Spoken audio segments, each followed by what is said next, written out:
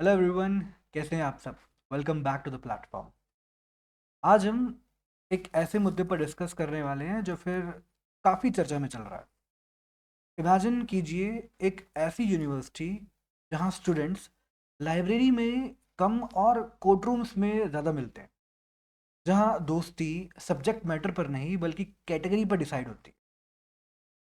जनवरी 2026 में यूजीसी ने कुछ ऐसे रूल्स नोटिफाई किए हैं जिन्हें इक्विटी रेगुलेशंस कहा जा रहा है। सुनने में तो अच्छा लगता है क्योंकि इक्वालिटी तो सबको चाहिए, सबको पसंद है।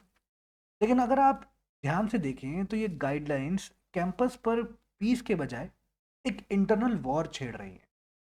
आज हम सिर्फ इस न्यूज़ पर डिस्कस नहीं करेंगे कि ये सही है या गलत है, ये जो जनरल कैंडिडेट हैं या फिर जनरल कैटेगरी के बच्चे हैं उनके लिए अच्छा नहीं है, या फिर जो S C S T O B C समाज से बच्चे हैं उनके लिए कितना अच्छा है। हम इसको एक सोशोलॉजिकल और पावर डायनामिक्स के नज़र से देखेंगे, क्योंकि कहीं ना कहीं अगर आप इसको बिटवीन द लाइंस अगर पढ़ेंगे तो यहाँ पर आपको कुछ और पिक्चर नज़र आएगी, और वो किसी का ओपिनियन नहीं है। वो हमारे स्कॉलर्स के द्वारा different different institutions, different different एक एजेंसीज को समझने के बाद उन्होंने इन थ्योरीज को बताया है। तो हम समझेंगे क्या ये सिर्फ एक रूल चेंज है या फिर डिवाइड एंड रूल का मॉडर्न वर्जन है। चलिए इसको डीपली समझते हैं। कंट्रोवर्सी क्या है?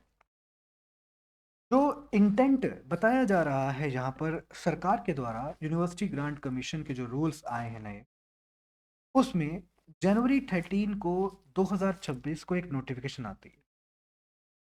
हम बात कर रहे हैं 13 जनवरी 2026 को एक नोटिफिकेशन आती है जिसका नाम होता है इक्विटी रेगुलेशंस।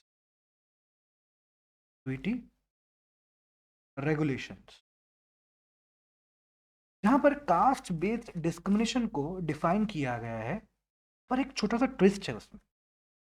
वहां पर यह बताया गया है कि यूनिवर्सिटीज के अंदर ही एक इंक्वायरी और ग्रोथ का हमें जगह मिल जाए, जहां पर अगर किसी के साथ भेदभाव हो रहा है तो यूनिवर्सिटीज के अंदर ही एक ऐसा माहौल बनाया जाए जहां पर इंक्वायरी हो, और इन सभी के ऊपर भी एलिगेशंस लगे हैं जिसने लगाए हैं, तो वहां पर उसका पूरा का पूरा जो एक फ्रेमवर्क है वो सेटअप हो जाए। लेकिन अगर इसकी रियलिटी को देखें, इस नोटिफिकेशन के आने के बाद क्या हो गया, इसको अगर हम समझें तो हमारी यूनिवर्सिटीज जो है वो बैटल ग्राउंड बनी हुई। हमें कैंपस जो है वो लगातार फ्रिक्शन में नजर आ रहे हैं। एक तरफ जनरल कैंडिडेट के बच्चे हैं, दूसरी तरफ जो है दूसरे कैटेगरी के बच्चे हैं। तो यहाँ पर डिफरेंशियल जो है वो बच्चों के बीच में ही बना दिया गया। लेकिन इसके साथ कुछ और मुद्दे भी हैं जो आपको समझ। यहाँ पर केवल इस पर्टिकुलर जो हमारी 13 जनवरी को रेगुलेशन आई है उसकी नहीं है, उसके अलावा भी है। जो हमारे रेगुलेटरी ट्रिगर्स हैं जिनके बारे में बात कर रहा हूँ, एक तो हमने ऊपर चर्चा करी जो इक्विटी रेगुलेशंस है, उसके अलावा भी एक और कंट्रोवर्सी है जहां पर वाइस चांसलर की अपॉइंटमेंट के जो ड्राफ्ट रूल्स आए थे 2025। क्योंकि हम यहाँ पर ओवरऑल जो हमारा यूनिवर्सिटी का सेटअप है उसके बारे में बात कर, केवल मैं आज आपको इस पर्टिकुलर न्यूज़ के बारे में नहीं बता रहा कि ये अच्छा है या बुरा है। ओवरऑल हमारे यूनिवर्सिटी इकोसिस्टम को कैसे डिग्रेड करने की कोशिश की जा रही है उस पर हमें सोचना पड़ेगा। जो ड्राफ्ट 2025 में वीसी के अपॉइंटमेंट रूल्स आए थे, सरकार ने कहा था कि और बेहतर स्टैंडर्डाइज करने के लिए ये रूल्स लाए गए। यूनिवर्सिटी के वाइस चांसलर्स अब केवल एकेडमिक्स नहीं हो सकते, बल्कि ब्यूरोक्रेट्स या फिर पॉलिटिशियंस भी हो सकते हैं। कि पीएचडी होना एक क्राइटेरिया वहां से हटा दिया गया। तो कन्फ्लिक्ट नजर आ रहा है साफ तौर पर, एक तरफ आइडेंटिटी पॉलिटिक्स है और दूसरी तरफ गवर्नमेंट का इंस्टीट्यूशन पर टोटल कंट्रोल है। क्योंकि अगर आप छात्रों को उनकी जातिगत पहचान पर बांट दोगे तो वो एक आइडेंटिटी पॉलिटिक्स का टर्न ले सकती है। और अगर आप जो एकेडमिक्स हैं उनको कंट्रोल नहीं करने दोगे, एजुकेशनल इंस्टीट्यूट्स को, उसकी जगह ब्यूरोक्रेटिक या फिर पॉलिटिशियंस अगर चांसलर्स बनकर कंट्रोल करेंगे तो यूनिवर्सिटी पर कंट्रोल गवर्नमेंट का हो जाएगा, जिससे कि ना तो ऑटोनॉमी रहेगी ना ट्रांसपेरेंसी रहेगी, और ना हमारे इन एजुकेशनल इंस्टीट्यूशंस की इंटीग्रिटी रहेगी। ओवरऑल हमारा जो पूरा का पूरा एजुकेशन सिस्टम है वो खतरे में है। ठीक है, तो यहाँ पर बात आती है कि स्टेट गवर्न कर रही है स्टूडेंट का माइंड और साथ ही साथ यूनिवर्सिटीज के ऊपर। अब अगर हम इस पर्टिकुलर मुद्दे को देखें जो कि यूजीसी का इक्विटी रेगुलेशन वाला मुद्दा है, तो 2026 में ही ये रूल्स में डिस्क्रिमिनेशन अब इसके पैमाने बदल दिए। यहाँ पर प्रोटेक्टेड ग्रुप जो है वो S C S T O B C है, लेकिन जो जनरल कैटेगरी का बच्चा है उसको इस विक्टिमहुड की डेफिनेशन से अलग कर दिया। क्योंकि जो रूल्स आए हैं उसमें डिस्क्रिमिनेशन सिर्फ तब माना जाएगा अगर विक्टिम जो है एस सी एस टी या ओबीसी कैटेगरी। अगर जनरल कैटेगरी के स्टूडेंट के साथ उनकी कास्ट या आइडेंटिटी की वजह से हरासमेंट होता है तो टेक्निकली ये रेगुलेशंस उन्हें विक्टिम ही नहीं मानते। सबसे बड़ा मुद्दा यही है कि एक्सप्लिसिट वहां पर फ्रेमवर्क जो है कैटेगराइज करता है कि अगर S C S T O B C के बच्चे के खिलाफ ऐसा कुछ होता है तो वो विक्टिम कहलाएगा। और साफ तौर पर जनरल कैटेगरी के बच्चे को वहां से एक्सक्लूड कर दिया गया है, तो मतलब डिस्क्रिमिनेशन जो है वो हम जनरल कैटेगरी वाला बच्चा कर सकता है, लेकिन उसके ऊपर कोई ऐसा जो प्रभाव है वो नहीं पड़ेगा। केवल वो विक्टिम बना सकता है किसी को, लेकिन कभी खुद विक्टिम नहीं हो सकता। तो ये हमारा चर्चा का मुद्दा यहाँ बन जाता है कि वो एक्सक्लूड किया गया है विक्टिमहुड की डेफिनेशन से।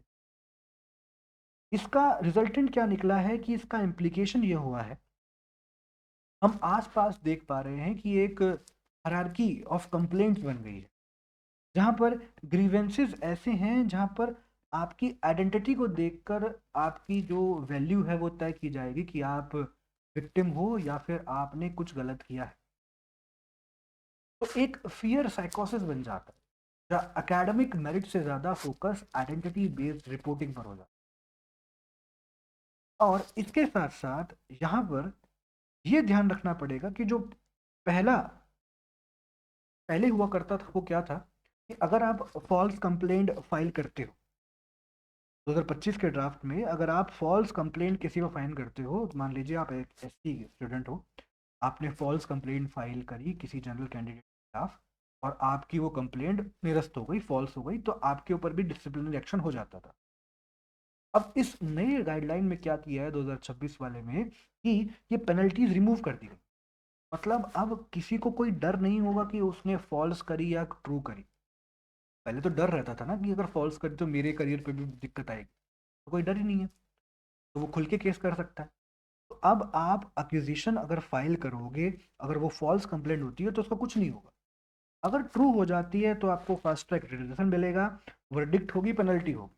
तो ये तो बहुत अच्छी बात है। अगर किसी के साथ गलत होता है और असली में किसी ने कुछ गलत किया है तो उसको तुरंत जल्द से जल्द कार्रवाई होकर सजा मिलनी चाहिए, that is very good. But what in the case of false accusation, false allegations, तो ऐसे तो किसी के अंदर डर रहेगा ही नहीं। क्योंकि आप देखते हो आमतौर पर rape, S C S T act, ठीक है, कैसे मिसयूज किया जाता है। तो ऐसे में कोई भी उठ के किसी भी बच्चे पर केस कर सकता है किसी की दुश्मनी निकालने के लिए। अगर कोई किसी से जलता है एकेडमिकली अच्छा होने की वजह से, तो वो उस इंस्टीट्यूशन में जाकर उसके ऊपर केस कर सकता है। सही हो या गलत हो वो तो बात की बात है, क्योंकि गलत होने का कोई डर नहीं है, क्योंकि उस पर कोई पेनल्टी लगेगी नहीं। ये मुद्दा बना हुआ है एक culture of presumption of guilt. British काल के दौरान एक एक्ट हुआ करता था, criminal tribes act. Criminal tribes act में जन्म से ही कुछ ट्राइब्स को मेंशन करके बोल दिया जाता था कि तुम क्रिमिनल्स हो। अब उसी का ये फॉर्मेट तो बन गया है कि जनरल कैंडिडेट का बच्चा विक्टिम नहीं हो सकता, लेकिन जनरल एस्पिरेंट जो है अनरिजर्व कैटेगरी का बच्चा वो क्रिमिनल जरूर हो जाएगा, क्योंकि फॉल्स कंप्लेंट पर कोई पेनल्टी नहीं है और उस पर एलिगेशन कोई भी लगा सकता है। अब ये कोर्ट या फिर वो जो इक्विटी रेगुलेशन कमेटी है वो डिसाइड करेगी कि उसने किया है नहीं किया। इसके चलते हुए एक बच्चे का करियर जो है खराब हो सकता है। ये बात समझने वाली है यहाँ पर। अब ये तो बात हो गई है कि इस यूजीसी गाइडलाइंस में क्या कुछ बदला है और इसका क्या इम्पैक्ट हो सकता है। इसके अलावा जो हम बात कर रहे थे ब्यूरोक्रेटिक कैप्चर की, कि कैसे वीसी की अपॉइंटमेंट को बदला गया है, उसमें क्या हो रहा है तो देख लेते हैं। यहाँ पर बात की जा रही है कि पहले वाइस चांसलर बनने के लिए आपको पीएचडी और एकेडमिक कुछ प्री कंडीशंस चाहिए होती थी कि आप ज़रूर से ज़रूर पीएचडी होल्डर हो और आपका एकेडमिक जो कार्यकाल है वो अच्छा रहा हो। लेकिन अब एकेडमिक स्कॉलर्स को पुश आउट करने के लिए क्या किया है कि पॉलिटिकल और ब्यूरोक्रेटिक अपॉइंटमेंट भी हो सकती हैं फैकल्टी में या फिर एडमिनिस्ट्रेशन। इसका रिजल्ट क्या होगा कि यूनिवर्सिटीज अब स्टेट मैनेजर्स के द्वारा लीड की जाएंगी, स्कॉलर्स के द्वारा नहीं। और जब जब यूनिवर्सिटीज का कंट्रोल जो है अगर ऐसे ब्यूरोक्रेसी और पॉलिटिशियंस के हाथ में आता है, तो आप वहां पर एक तरीके से एकेडमिक माहौल चाहकर भी नहीं लगा सकते। हाँ, पॉजिटिव नेगेटिव इसके भी हो सकते हैं, लेकिन जहाँ पर मंदिर में मूर्ति की जगह है तो वहाँ पर मूर्ति की जगह ही होनी चाहिए। वहाँ पर आप और गिटार विटार रखकर उस तरीके से उसको चलाएंगे तो मंदिर मंदिर नहीं रहेगा। इसी तरीके से यहाँ पर आपको बहुत मुश्किल हो जाएगा कि आप पॉलिटिक्स को एजुकेशन से अलग रख पाएँ, जब पॉलिटिशियंस वहाँ पर यूनिवर्सिटी को कंट्रोल करें। ये तो मुद्दा हुआ कि क्या कुछ न्यूज़ में चल रहा है, लेकिन अब इस पे आप किसी का ओपिनियन मत मानो। मेरा कहना है कि आप किताबें पढ़ो, आप स्कॉलर्स के व्यूज़ जानो। आप किसी न्यूज़ मीडिया या फिर इवन मेरे व्यूज़ या मेरे ओपिनियन से मतलब मत रखो। आप अपना दिमाग लगाओ और हम देखते हैं कि स्कॉलर्स क्या कहते हैं। सोशोलॉजी और पावर कंट्रोल के डायनामिक्स से समझते हैं। तो सोशोलॉजी ऑफ कंट्रोल की बात करते हैं। फोकॉल्ट फोकॉल्ट कहते हैं कि हम एक ऐसी डोसाइल बॉडीज क्रिएट कर रहे हैं जो किसी काम की नहीं। जब हम अपने इंस्टीट्यूशंस में अपने बच्चों को लर्नर्स की जगह एक रिपोर्टिंग सिस्टम का सब्जेक्ट बना देंगे, तो स्टेट जो है वो कहीं ना कहीं बच्चों के ऊपर निगरानी रख रहा है। और आपस में ये चीज बच्चों के दिमाग में डाल दी गई है कि आप वहां पर पढ़ने नहीं जा रहे हो, वहां पर आप दूसरे में कमी निकालने जा रहे हो, आप मौका ढूंढ रहे हो कि कौन क्या आपके खिलाफ बोल रहा है, क्या आपके लिए बोल रहा है। तो एक ऐसा मंच जहां पर डिस्कशन डिबेट जिसकी पहचान है, जहाँ पर आप किसी से भी खुल के कुछ भी कह सकते हो, बोल सकते हो, ये ध्यान रखते हुए कि आप किसी की लिबर्टी को हर्ट ना कर रहे हो, आप डिस्कशन डिबेट में शामिल हो सकते हो। लेकिन अब आपको डर रहेगा कि कहीं मेरे पर टारगेट तो नहीं किया जा रहा है। जनरल कैंडिडेट के बच्चे हो या फिर इवन जो ओबीसी एससी है, वो इस बात से हमेशा चारों तरफ 24 घंटे 7 दिन ये देखते रहेंगे कि हम पर नजर रखी जा रही है, कैसे जो है दूसरे को नीचे करना है। तो हम अपनी बॉडीज को एक तरीके से नाकामयाब बना रहे हैं। वोकॉल्ट की जो गवर्नमेंटेलिटी की बात है वो यहाँ पर बैठ। फिर बात आती है सोशियोलॉजी ऑफ कंट्रोल में पियर बोर्डू की सिंबॉलिक वायलेंस। ये कहते हैं कि जब केवल एक स्पेसिफिक ग्रुप को डिफाइन कर दिया जाए कि केवल यही विक्टिम हो सकता है, स्टेट जो है दूसरों के ग्रीवेंसेस को इनविजिबल कर रही है। आप उन्हें कहीं ना कहीं एक इनविजिबल कंट्रोल दे रहे हो दूसरों के खिलाफ अत्याचार करने की। तो ये सिंबॉलिक वायलेंस है। आप वायलेंस हथियार से नहीं कर रहे हो, लेकिन अपने सिंबल्स को यूज करके, अपने जो है इंस्ट्रूमेंट्स को यूज करके वायलेंस कर रहे हो दूसरे की। क्योंकि जनरल एस्पिरेंट जो है, कैंडिडेट जो है, वो कभी अपने आप को विक्टिम साबित ही नहीं कर पाएगा इन रूल्स के चलते। और ये जो छल्ले लगाई गई है इक्विटी रेगुलेशन के द्वारा, जनरल कैटेगरीज के बच्चे यहीं पर छन के रह जाएंगे और उनकी ग्रीवेंसेस जो है कभी सही जगह तक पहुंची नहीं। उसके अलावा यहाँ पर आपको देखना है सरकार कैसे खेल कर रही है। एक तो मुद्दा है वर्टिकल, स्टूडेंट वर्सेस स्टेट का, कि स्टूडेंट स्टेट से नाखुश हैं कि वो क्यों सही तरीके से यूनिवर्सिटीज़ के ऊपर कंट्रोल नहीं कर रही हैं, इंफ्रास्ट्रक्चर की बात नहीं कर रही हैं, पढ़ाई की बात नहीं कर रही हैं। तो एक तो मुद्दा ये हो गया जहाँ पर स्टूडेंट का स्टेट के साथ वाद विवाद है। दूसरा जो सबसे खतरनाक है वो है हॉरिजॉन्टल कन्फ्लिक्ट, जहाँ पर स्टूडेंट अपने आपस में ही स्टूडेंट के खिलाफ है। अब इंस्टीट्यूशनल इक्विटी जो है वो एक तरीके से असिमेट्रिक हो जाती है जब वर्टिकल स्ट्रगल बेटर एजुकेशन के लिए टर्न हो जाता है आइडेंटिटी डोमिनेंस के लिए। अभी तक बच्चे जो है क्या कर रहे थे, स्टेट से मांग कर रहे थे कि हमें अच्छी एजुकेशन चाहिए, अच्छा इंफ्रास्ट्रक्चर चाहिए। अब ऐसे मुद्दे लाकर जहां पर वीसी को आप कभी भी कैसे भी बता सकते हो कौन बनेगा, आप इक्विटी रेगुलेशंस के ज़रिए एक पर्टिकुलर क्लास को, कास्ट को आप आउटकास्ट कर सकते हो, आउटलाइन कर सकते हो। अब यहाँ पर ये मुद्दे नहीं रह जाएंगे कि हमें स्टेट से बेटर एजुकेशन, बेटर इंफ्रास्ट्रक्चर मांगना है, बल्कि मुद्दे ये रह जाएंगे कि हमें कैसे अपनी आइडेंटिटी को डोमिनेट करना है ताकि हम वहाँ पर सस्टेन कर पाएँ। तो डिवाइड एंड रूल पॉलिसी है जो आप सभी बच्चों को समझनी होगी कि यहाँ पर सरकार क्या है। देखिए, जब आप अनपढ़ रहोगे, आप पढ़ोगे लिखोगे नहीं, तो आप तब तक काबिल रहोगे पॉलिटिशियंस। जिस दिन आप पढ़ लिख गए, जिस दिन आपने समझ ली इन जैसी थ्योरीज को, आप सशक्त हो जाओ, तब आप क्वेश्चन करना स्टार्ट करोगे। और जब आप सवाल करना स्टार्ट करोगे तब आप इन पॉलिटिशियन के किसी काम के नहीं रहोगे। और यही चाहते हैं ये पॉलिटिशियंस और ब्यूरोक्रेटिक क्लास कि आप कभी इस काबिल ना बन पाओ जब आप प्रश्न पूछ पाओ।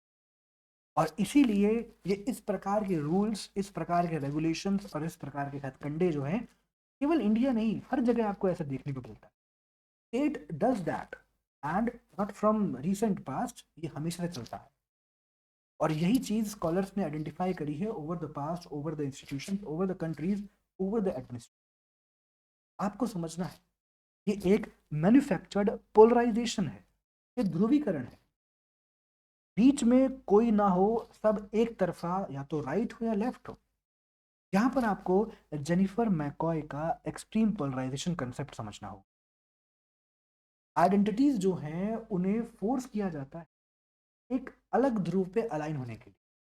यहाँ पर है SC ST OBC के बच्चे, यहाँ हो गए जनरल के बच्चे। आज पूरे देश में यही चल रहा है, यही चाहते थे वो कि अगर बीच में रहोगे तो आप सरकार से मांग करोगे अच्छी एजुकेशन की, अच्छे इंफ्रास्ट्रक्चर की, अच्छे वीसी की, अच्छे एजुकेशन की।